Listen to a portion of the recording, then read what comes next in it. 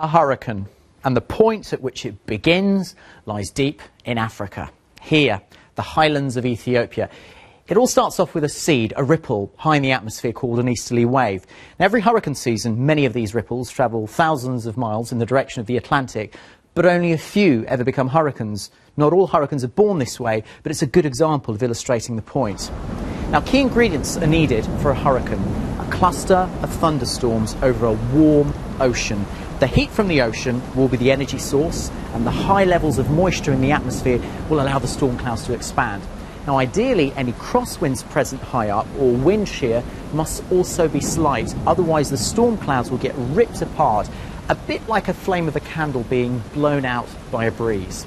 Now, in this next stage, perhaps 2 days later, strong vertical currents of air here in the centre are building even bigger storms. Air from around the storm is blowing inwards to replace this rising air, and crucially, because our planet rotates, these winds are also rotating. The whole thing is now spinning about a central point, and a tropical depression is born.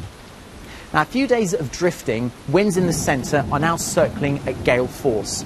The rain clouds have expanded, the seas are rough, it's powerful enough to be called a tropical storm. And in this example, the tropical storm is heading for a region of the ocean where the sea is especially warm. So warm, in fact, that the storm will be sent into a frenzy of rapid growth. Now, 12 hours later, and the energy released from the ocean has powered up the winds to a critical speed. It's now a hurricane, and seen from space, it resembles a whirlpool of cloud, and in its middle is the eye. It's a relatively small circle of calm weather, typically 30 miles wide. This clearer eye is then surrounded by a ring of fused, towering rainstorms known as the eye wall. It's the most dangerous part. Under the eye wall blow the fastest winds. Within the eye wall, currents of warm air rise violently, fanning outwards at the top. Now, another day later, and a major hurricane has made landfall.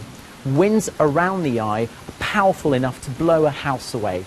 Now, close to the eye is the peak storm surge. It's a mound of water pushed inland by the wind, topped with high waves. Now, most of the damage may come from the flooding and not necessarily the wind.